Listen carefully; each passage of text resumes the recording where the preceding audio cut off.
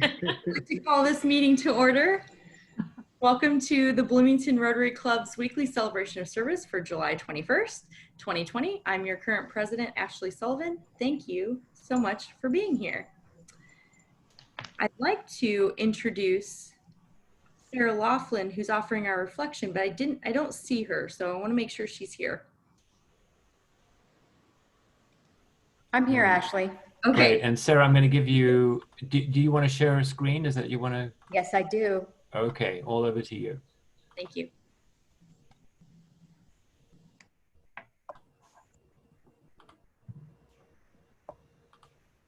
Are you able to do it? Hold on, I think I've done it. Is There we it go. there? Yeah. Okay.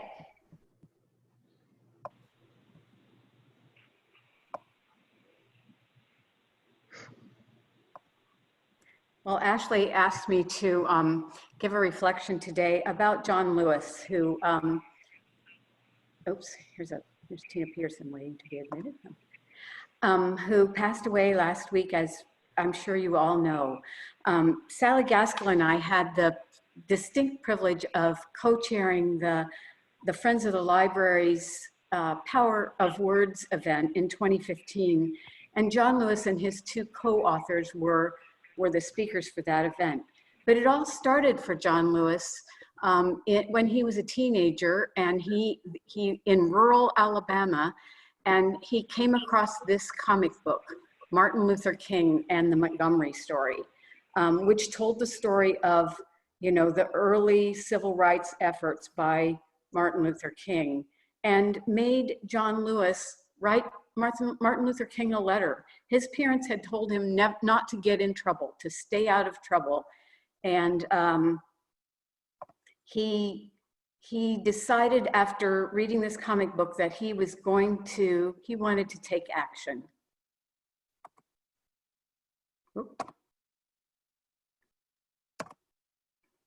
So he was arrested in Jackson, Mississippi at age 21.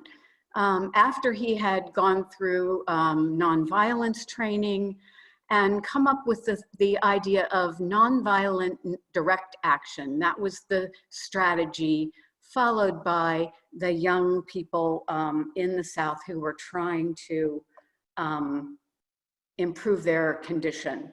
So he was arrested on the Freedom Rides. Here he is being loaded into a paddy wagon with the bandages on the back of his head from being beaten.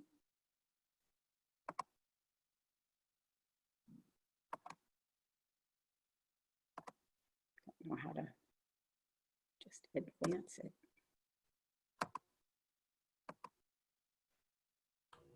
Are you able to click on the actual PowerPoint presentation and then move it? Oh, maybe.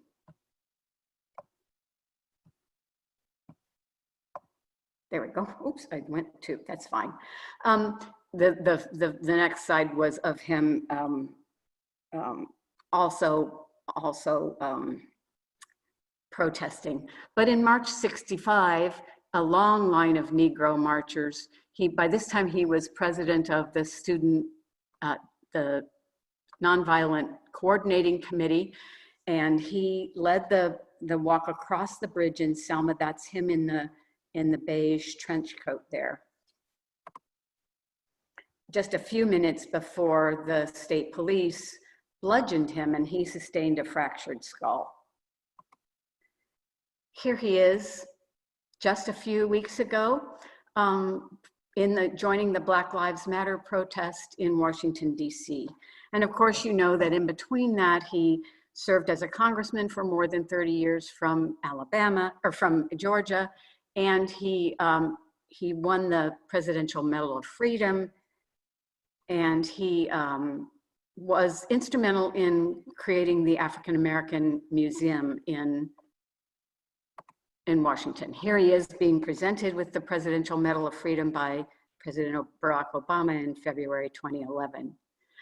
But we met him because of this comic book that he wrote, actually now called a graphic novel. And it is a trilogy called March, book 1, 2, and 3 now. When he came to Bloomington, book 1 and 2 were published. And it is co-authored with Andrew Aden, who is his communications director in Washington, and Nate Powell is the illustrator who lives here in Bloomington. Some of you may know him. He's one of the best graphic novel illustrators in the world at the moment. Didn't know John Lewis or Andrew before that. Andrew Aden is a comic book fanatic who encouraged the congressman to make this format, to tell his story in this format in order to reach young people and excite them about the civil rights movement. So here is the poster from the event. We followed the strategy of read, discuss, meet, and act. We wanted people to read the book, to talk about the book, to meet the authors, and then we had a variety of ways to take action, one of which was to register to vote. And so at the event itself, we had the League of Women Voters present and encouraging people to register to vote. A strategy that has now been adopted by John, was then adopted by John Lewis for his succeeding visits.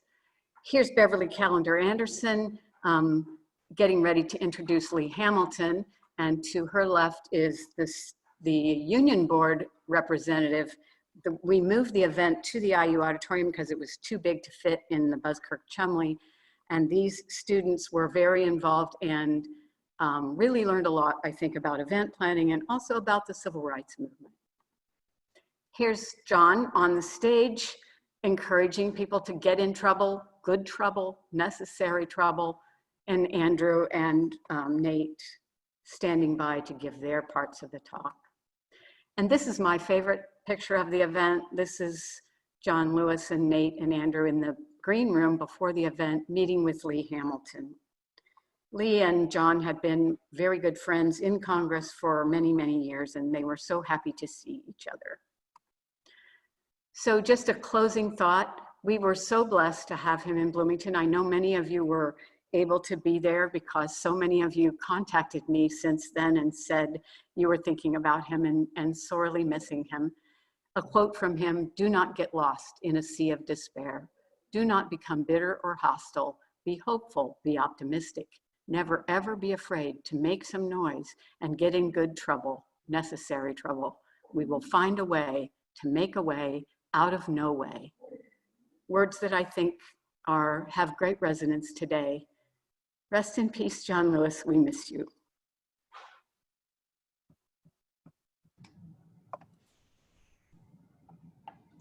Thank you so much, Sarah. There's a lot of information about the work that John Lewis had done across the course of his life that you can find. I would also recommend that you get in touch with Sandy Keller, who I had a wonderful conversation with yesterday. She has a lot of recorded information of John speaking about different issues, so she would be happy to share that with you as well. And she'll have a reflection coming up soon about that as well. Thank you. Now I would like to introduce our guests. So Jim Bright, would you introduce any visiting Rotarians you see and guests? Yeah, thank you, birthday lady Ashley there. We're pleased to have with us today Marcus Devereaux. And Marcus, great to have you back with us. Marcus, as you may know, is the assistant principal at Bloomington High School North. And I hear through the grapevine you've applied for membership, Marcus, so we look forward to welcoming you aboard. Also, we have with us today some guest Rotarians, Carolyn Fry with the Sunrise Club. Welcome, Carolyn. And Beverly Teach, Brown County, immediate past president of Brown County. Also, it's good to see on the screen so many Rotary friends who we haven't seen in a while. It's great to see you all here. And I understand Becky Jesmer has a guest today. Becky? Thank you so much. I'm excited to introduce my guest, Perry Black. For the last 16 years, Perry has served as the president and CEO of Youth First. In addition to her commitment to youth and families, Perry is also a fellow 3-year Rotarian of the Rotary Club of Evansville and a past Rotary Club member of Warwick County. So I just want to please join in and welcome Perry to our Rotary Lunch today.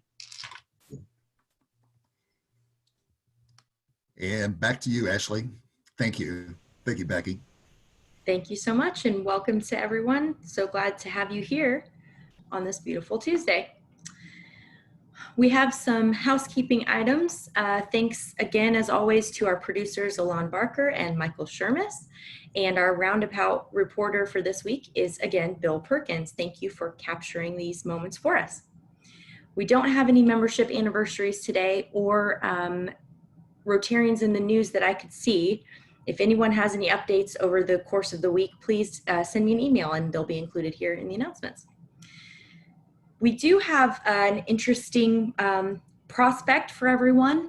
The Upper Arlington Rotary Club in Ohio is working with graduates of their sewing trade school in Guatemala to make Rotary masks. And they're for sale now. Our club would be willing to place an order to support this cause and to, you know, share Rotary with people in the community. So we have a donor that's actually willing to pick up the first 10 so that those first 10 masks will be donated to Teachers Warehouse, the funds will. If you're interested, let me know in the chat. If we have enough to place an order, we'll go ahead. You can, the funds can be added to your bill or you can send a check, but we can talk about that if we have enough interest to go forward with an order. The next announcement is that I'm very excited about is we're offering a new full membership opportunity to encourage greater participation in the club and to extend all of our benefits to families and to households. The board of directors has created a new membership program to encourage individual club members to add household members at half price. So existing individual members can now add a second household member at the half price, and an individual and additional family member could join at the same time. So they don't have to be an existing Rotarian to join. You can join as a household together. So we're looking forward to adding more members to this club that are under the same roof for a more equitable price. And we're inducting a new member under this new format next week. So come prepared to cheer on our new household member that will be joining the ranks. Thank you for the board for making this decision. And I think that we're gonna just add to this great club that we have. If you want more information about that for yourself or for a prospective member, you can contact Dave Meyer. He's the membership co-chair, and his contact info will be in the roundabout. Moving on to volunteering spotlight. So we're going to be offering at least one opportunity every month. We again have 3 opportunities this week. The Strawberry Festival still needs a few members to help. On Thursday, which is the actual in-person day you can pick up, we need people to make strawberry shortcake kits and to make single servings, all very safe at the Switchyard Park Pavilion. If you want to volunteer, you'll be working with me because I'll be there all day. You can find the info in the last roundabout or just let me know. Helping Hands, I'd like to mention this again, is a nonprofit project to match volunteers with those who need help. Pharmacy delivery, grocery delivery, yard work, anything that people might need around the home that they're having trouble with finding the services during the pandemic. So you can be matched with someone who needs support, or if you yourself know somebody who needs something, you can sign up for this service. I just signed up, so I'll let you guys know how it goes after I get my first match. Looking forward to working with Civic Champs in that. They've already served a lot of folks in the community, so sign up for that. Teachers Warehouse is preparing to open, are still looking for volunteers Monday through Friday. So you can email volunteers@teacherswarehouse.org to sign up. And now, without further ado, I would like to have happy dollars. I'm sure we have lots of things to be happy about, and you can donate through the link in the chat to the PayPal so that those happy dollars can go directly to Teachers Warehouse. The first hand I see is Ron Barnes. My happy dollar is for $16 for the 16 years that Teacher Warehouse has been in business, thanks to many members that really spawned out of our club, Teachers Warehouse, and continue to volunteer to keep this going. So 16 happy dollars for the warehouse. Yay. Trent. Thank you very much, Madam President. I'm very excited to donate 20 happy dollars to Teachers Warehouse. And in addition to the reason I'm so happy today, to my sleep out on Friday night to benefit the Shalom Community Center. I will yet again this year be sleeping outside, hot, cold, whatever it is. You never know, it's July. But I will be sleeping outside to benefit Shalom and all the work they do in this community. As I said in a Facebook post a second ago, we often get distracted with work, school, jobs, all these things. But if you're experiencing homelessness, there's no distraction from that. So I'll post in the link, a link to support me, and I would appreciate help, Rotarians. Thank you. Thanks, Trent. Go ahead and speak up because I can't see everyone at once. I have a happy dollar, or 17. I'm going to give 17 happy dollars for research interviews that involve John Lewis through my business at home over the years. One for every single memory that they involve. So 17. Thank you, Sandy. Anyone else? Yeah, this is Liz. Oh, sorry, Jim. That's okay. Go ahead, Liz. This is Liz. I just wanted to donate $5 happy dollars. And Sally Gaskell has agreed to sing a birthday tribute to you, Ashley. Our little chat group decided none of us had the skill to do it, so we've employed Sally to do that. Thank you, Sally. But I accept only if Amy Osajima and Lynn Schwartzberg join me, or any other choral singers or non-choral singers. Everybody unmute. Here we go. Happy birthday to you. Happy birthday to you. Happy birthday, dear Ashley. Happy birthday to you.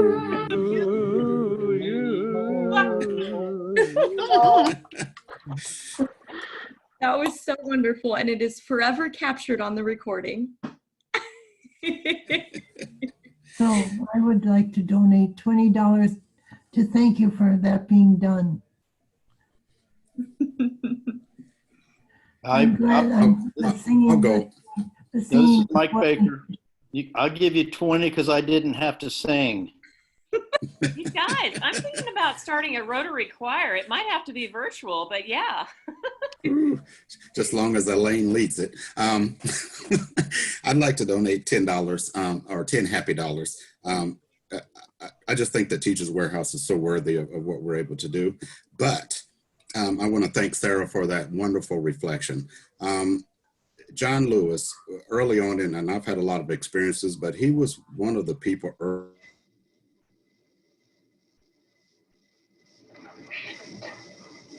Seems like he might have gone for a bit. I think we're missing Jim. Jim needs Smithville. Sorry. Hopefully he'll come back. I'm sure Jim will come back. Anyone else? Yeah, Ashley, it's Susie Graham. I'd like to donate $30 today. My chat group already knows about this, but it's in honor of my 30th wedding anniversary today.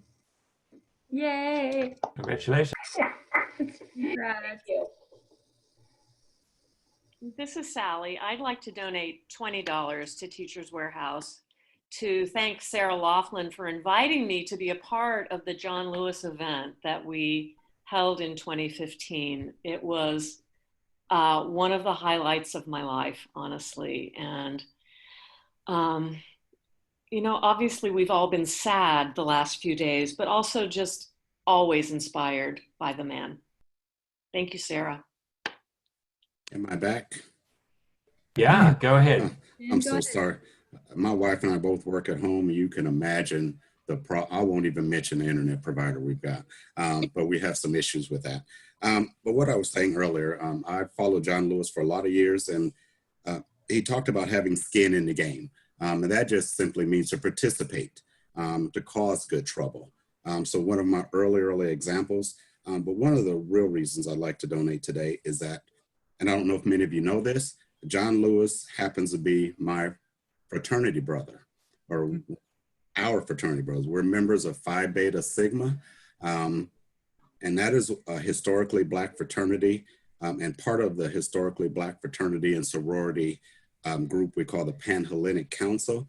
The 9 that started are called affectionately the Divine 9. So I am proud to have that association with Brother John Lewis as well. So, and lastly, I hope we're keeping track of the happy dollars, in particular that Jim donates, so that it's either on the bill or I can mail it or I can get it to where it needs to go. And I've not been keeping track of myself. I don't think it's been $5,000 worth, but I like to take care of what I've committed to. So thank you all very much. And thanks again, Sarah. Very moving reflection. Thank you, Jim. And remember, if you want to donate, you can click on the PayPal link in the chat as well to catch up. Okay, any other happy dollars? $20 in recognition of my wife, Ann, as a Teacher's Warehouse volunteer. She unpackaged and boxed up 1,000 pink erasers this week. And regular work right now. Oh. I think I'll up my ante to 20 because everybody's making me look like a piker with my 16 bucks. We might have to keep track of today. We've had a record haul, I think.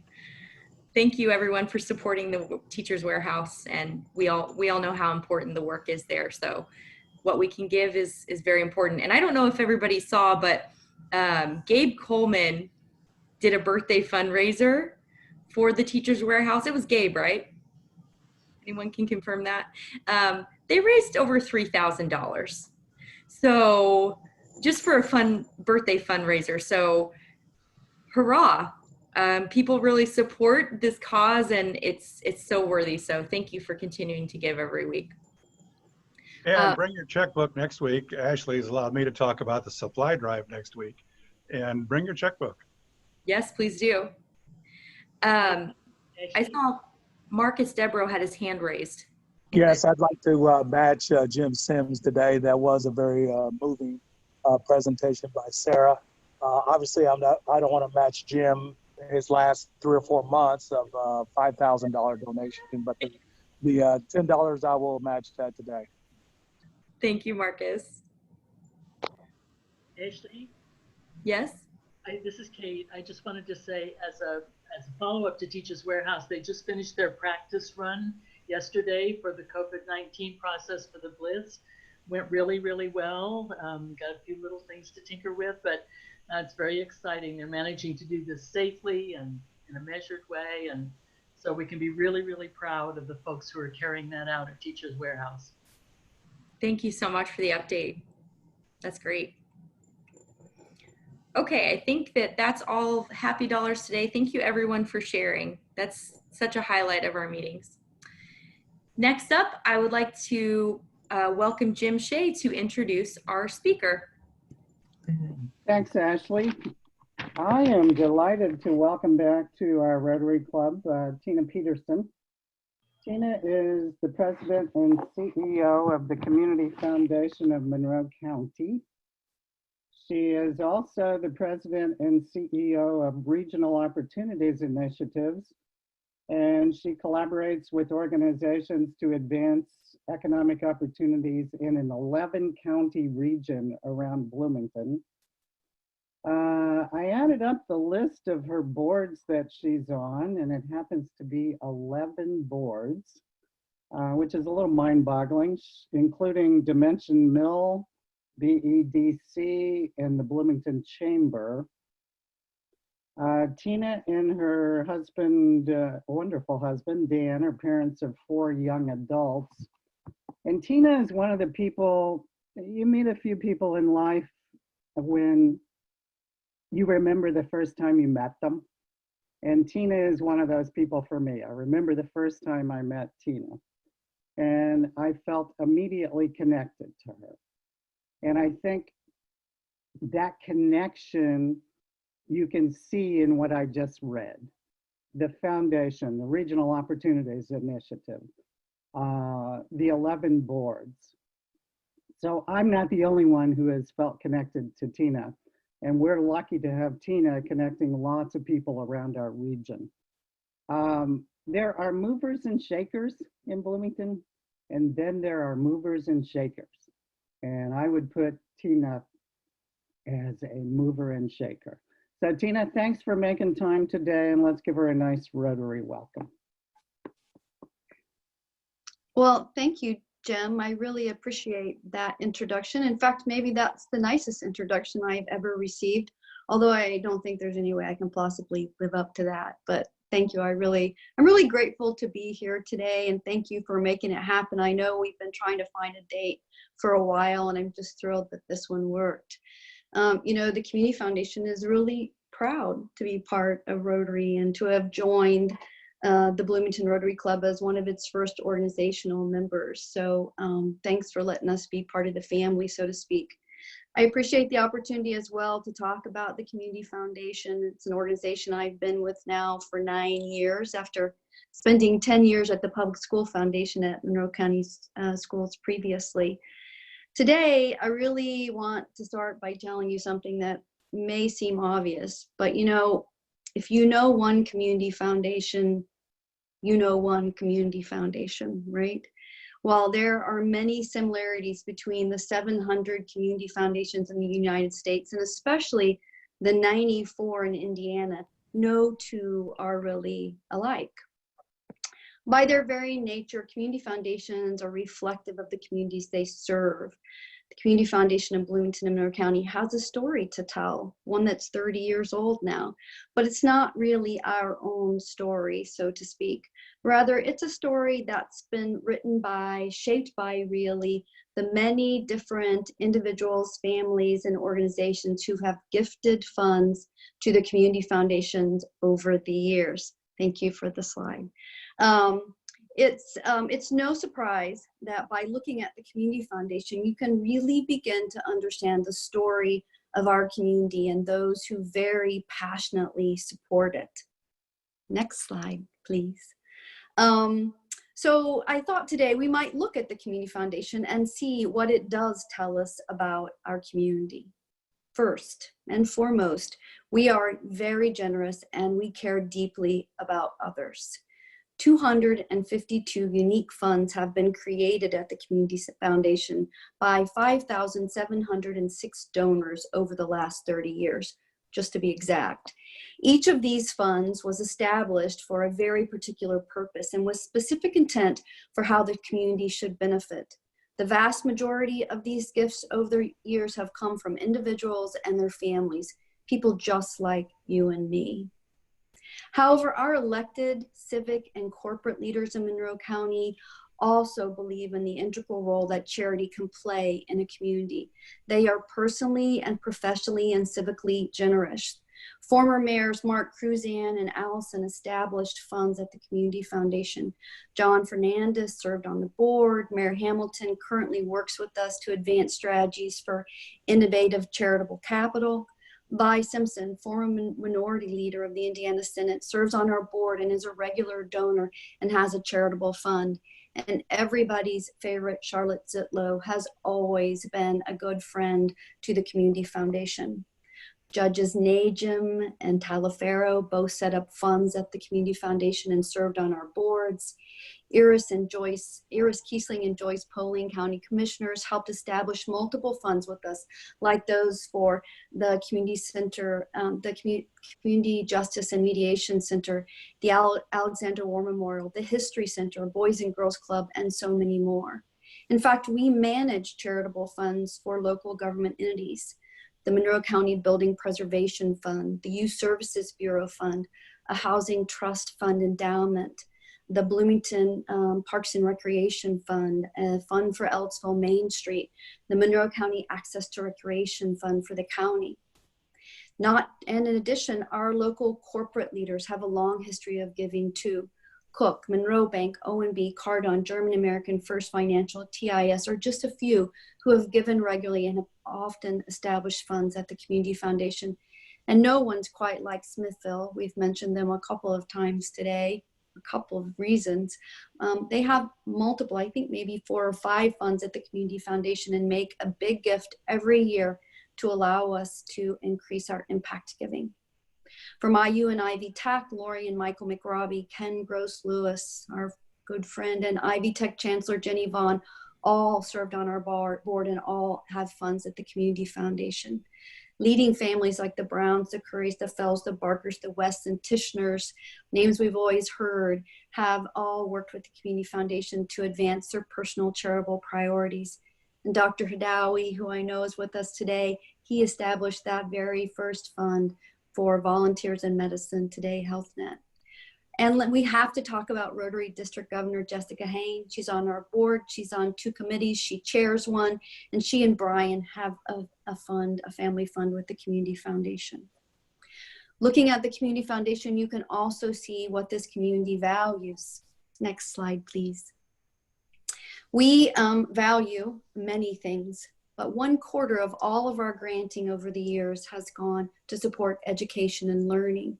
But we clearly also care about individuals and families, the arts, animals, health and recreation, youth development, the environment, and so much more. Next slide. We've also learned through our donors that this community is not patient when it comes to community needs. The example I will give is the fact that we were not satisfied as a community to wait for the state to activate pre-K education. We were certainly not satisfied that Indiana was one of only 8 states without state-funded pre-K. So what did this community do? We took it into our own hands, and we raised over $1 million to ensure that kids can thrive by 5. And many donors created funds specifically to support children and early learning. Bloomington and Monroe County also values its nonprofit partners and organizations. Donors have helped create sustaining funds for more than 89 nonprofits in our community, and those funds total $20 million. Some of the biggest are for Sycamore Land Trust, HealthNet/VIM, Lotus, Boys and Girls Club, and Macam. Our story, of course, I don't have to tell you, is also one of service. Bloomington Rotary and Sunrise Rotary both have funds with us, as do the Kiwanis. Next slide. We like to give together as well as a community. Our giving circles, 100+ women who care and 50 men who care, have created incredible impact in this community in their short histories. And the women are about to surpass $1 million in giving to local nonprofits over their 9-year history.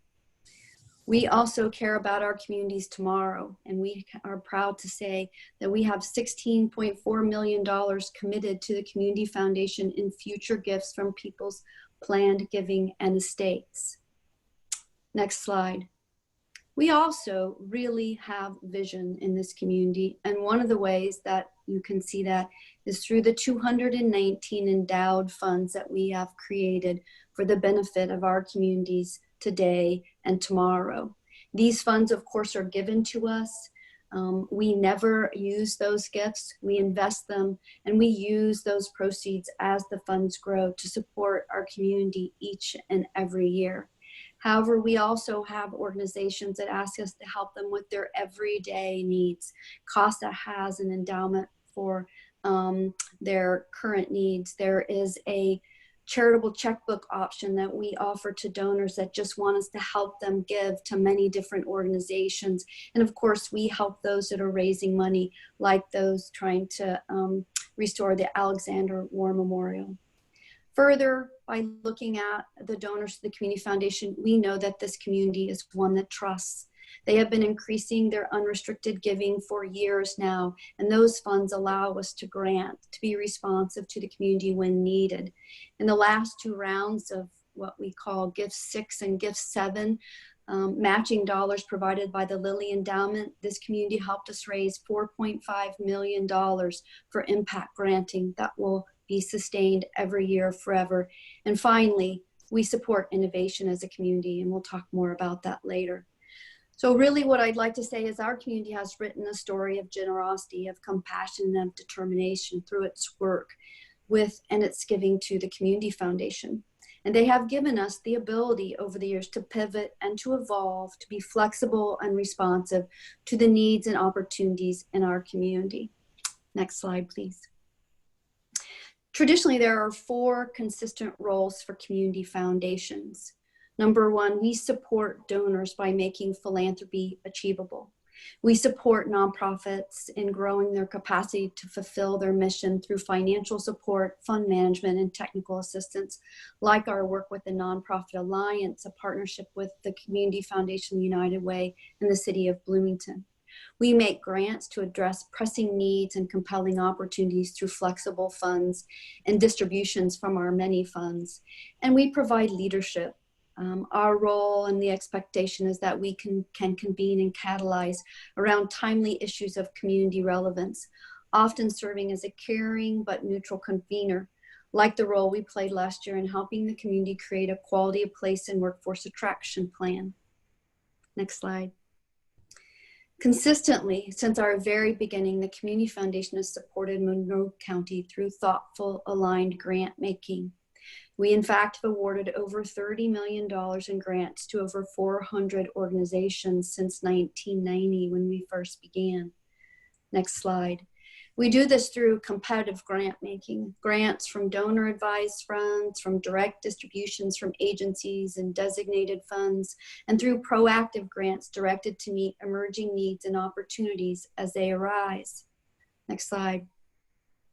Recent examples include the Community Plaza at Switchyard Park, transitional housing for women in recovery, and our largest to date, a grant to support the Stride Center, a new 24-hour crisis diversion center for Monroe County to support those with substance use disorders and those with mental health challenges particularly.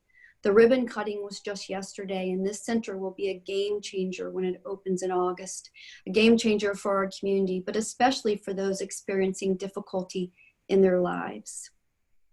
Next slide. Over the years, the community and our donors have allowed us to grow into a more catalytic role. At times, this includes incubating new programs or new organizations.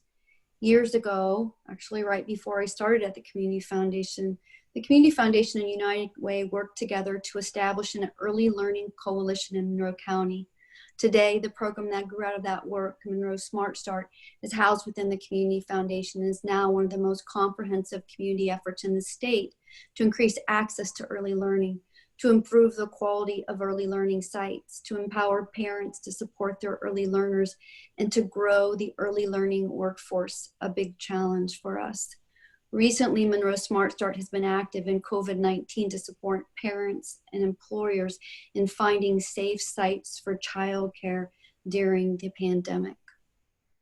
Regional opportunity initiatives, which Jim referenced a few minutes ago in my introduction, is another example of a program that we have developed a deep relationship with. It's a 501c3 housed within the Community Foundation as a supporting organization. ROI is now in its 5th year. It's deploying $26 million in funding from the Lilly Endowment to advance economic and community prosperity in the 11 counties we call the Indiana Uplands.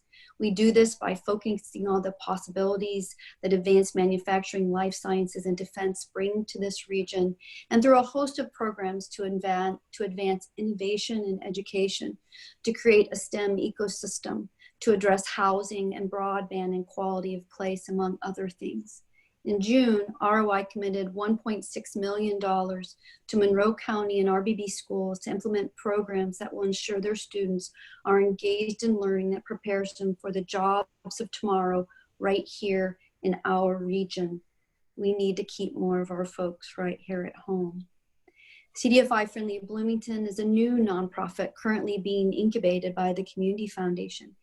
Its mission is to bring creative, accessible, and equitable capital to our community and region to address affordable housing, community facility needs, and to support emerging small businesses. It's the first organization of its type in the United States, working to attract investments in our community from community development finance organizations from around the county. That's not true either. It's from around the country. CDFIs tend to be located only in urban areas, and through CDFI Friendly Bloomington, we want to attract their dollars and their support to small urban and metro areas and to rural parts of the state. Their role is really to change the landscape for organizations that create good in our community by offering capital that's not available through traditional lending sources. And those of you that might not be familiar with CDFIs may not know that they came originally in the early 1900s as institutions in the South to support loan making and giving to support primarily Black individuals and businesses. And then looking at the next slide, what's up next for the Community Foundation? A couple of things. First, we're focusing now on an initiative we call place-based impact investing. We're launching a strategy that will allow the Community Foundation to use its asset allocation strategies, so portfolio management strategies, to generate positive social impact alongside a financial return. It's really a new and emerging strategy in the Community Foundation world. By deploying impact investing, we'll be able to increase the amount of dollars the foundation has to support local needs and opportunities. We will offer donors a new way to support their community, and we'll address needs and opportunities that require something other than a grant. Perhaps a loan or a loan guarantee would be an example. Additionally, like everyone else, we've been very focused on COVID-19 and how we as a community respond. Thus far, we've invested about $275,000 to support COVID-19 related needs. We have additional funds that we're ready to deploy in the coming months. So far, we've had 3 rounds of rapid response grants, and we've given those grants to 56 nonprofits who just needed a host of things to sustain their work during this time or to accelerate their responsibilities in serving populations that need them. We've worked with our partners. We've repurposed grants. We've asked our donor advisors to give. We've loaned out technology platforms, and we're partnering with the United Way and Bloomington Health Foundation on emergency grants and strategies to meet essential needs around food, shelter, childcare, health, and personal safety. We've learned a lot, and one of the things that we've learned that I know many of you are probably aware of as well is one of our emerging and growing challenges is going to be around mental health and supporting those with behavioral health challenges. And of course, so grateful for Sarah's comments at the beginning of our meeting today. We, like everyone else, we are thinking about diversity, equity, and inclusion, and we're using both an internal and an external lens. We're asking questions. How can we be better as an organization? How do we need to support the community in being more diverse, equitable, and inclusive? How do we respond to what we heard and learned last year in Monroe County's Quality Place and Workforce Attraction Planning process? It told us that a disconnect exists between our public branding as an inclusive community and the lived experiences of many people here. What do we wish to be? What can we wish to be so that the reality from people of color in our community is more what we have always hoped and expected it should be? We as the Community Foundation are so fortunate to be in a community that welcomes change and supports evolution. If the Community Foundation is doing our job well, you will always see the reflection of our community, of your face even, when you look at the work of the Community Foundation. We strive to mirror the passionate, charitable priorities of our community, and we do so by working hard to create a positive impact and by fueling innovation and lasting impact. We strive to make philanthropy achievable, to help people achieve their charitable goals, no matter how much money or resources they have to commit to it. And we work to collaborate so as to create more significant outcomes for our community and for all who call Monroe County home.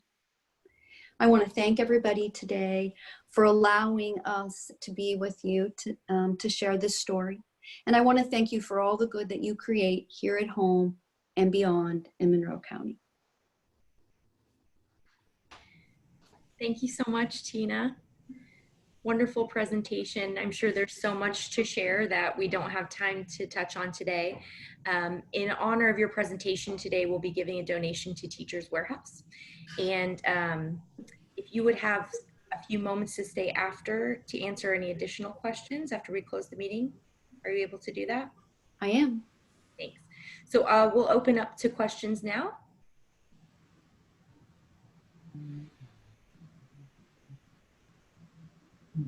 Anyone? Jim?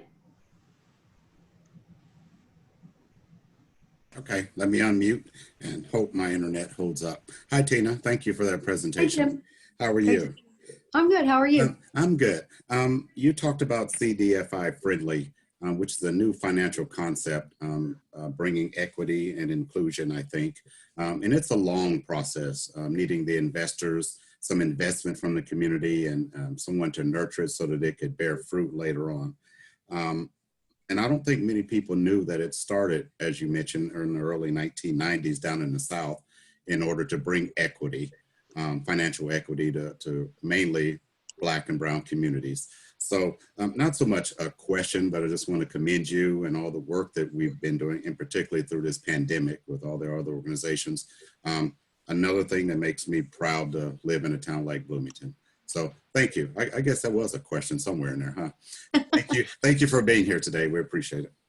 Thank you. You know, and I really should just take a moment to thank Brian Payne, who is the executive director of CDFI Friendly Bloomington. He is really working so closely with many in the community. I mean, a couple of investments have now, even though it's a very young organization, have been realized because of the work of CDFI Friendly Bloomington, bringing people and funders together. So one was, I'm just going to space on the name, Kinzer Flats, right? And also the housing conversion project for the Bloomington Housing Authority. And there's many others in the works. We're excited about what possibilities it brings. Thank you. Thank you. Any other questions? I have one question. I'd be curious to know how you cooperate, if that's the word, with United Way. Yeah. I'm sorry, did I interrupt you or are you finished? I'm finished. Okay, I'm sorry, thank you. Yeah, you know, we have a great working partnership with United Way, and we always have, you know, while we share a commitment to the community, right, we each have a role to play in really advancing what I think of as opportunity and prosperity in our region. And so I'm a huge fan of a fraud. We have, as I said, developed some programs together. We co-fund some programs. Currently, I think a great example is the work that we've been doing since the pandemic, where we've come together to really jointly address challenges through both grant making, but also convening and engagement around some of our most pressing needs. I would say we have a great working relationship. I know that at times some people have thought perhaps our organizations are competitive, and I just don't see that in any way. I think we're just really great partners. We also hold a fund for United Way, by the way. I should have mentioned that earlier. I have a question. Hi, Charlotte. Is there a board or something for the CDFI or a website to find that out, who's doing what? Yes, there is a website, and Megan Niece is on this call. Megan, can you put that website in chat for us? Yeah, there, Charlotte, there is a board of directors. It has its own board of directors right now. On that board, I have the pleasure of serving as the president of that board. Also on that board is Mayor Hamilton, representatives from the city, from Old National Bank, from First Financial Bank, and Bloomington Urban Enterprise Association.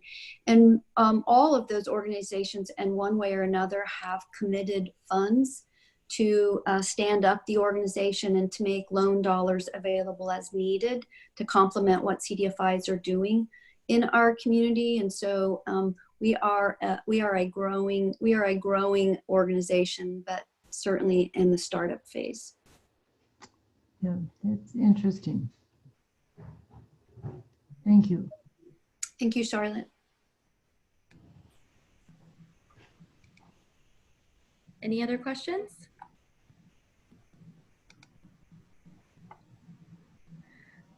Okay, well, if anything comes to mind, let us know. Tina will be here for a few minutes and we can discuss after we close the meeting. Thank you for being here today. I do have something to say. Charlotte, go ahead. Way back in the late, when was it? The late 80s? Yeah, it was the late 80s. It's when the Community Foundation was created. And I was director of United Way at the time. And the big question was, are these competitive? And we decided, we realized they serve totally different functions, actually. They're operated differently, and they approach the community in different ways. And the foundation it's just, they're just different, but they're complementary. And so there was a lot of concern at that time, right, Tina? Yes, absolutely, Charlotte. But I think we've gotten over that, right? Absolutely, absolutely. Yeah. I don't think it took too long. It didn't. I don't think so. Thank you. Now Sally Gaskell will introduce next week's program. Ooh. Next week on July 28th, our speaker will be Sherry Mitchell-Brucker of Friends of Lake Monroe, and she'll be talking about building a plan for Lake Monroe. So stay tuned. That should be great. Good. Sally. So now we're going to close the meeting by reciting the four-way test together. You pull up the graphic, we can see that there.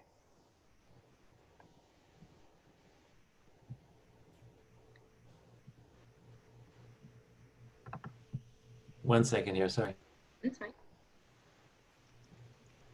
Nice mask, Jim Bright. The ones we have up for that we're going to place an order for don't look exactly like that, but we'll put a picture in the roundabout so you can see what they look like.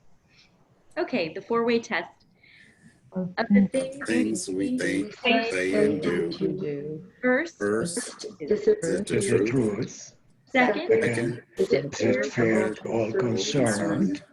Third, will it be goodwill, better friendships? Fourth, or will it be beneficial to all concerned? And fifth, is it fun? Okay, good meeting. Thank you. That concludes our meeting today. Thank you everyone for being here. Thank you all. It was great. Happy birthday, Ashley. Happy birthday. Everybody stay safe. Very great. Happy birthday. Wash your hands. Birthday. Wash your hands. Thanks, Charlotte.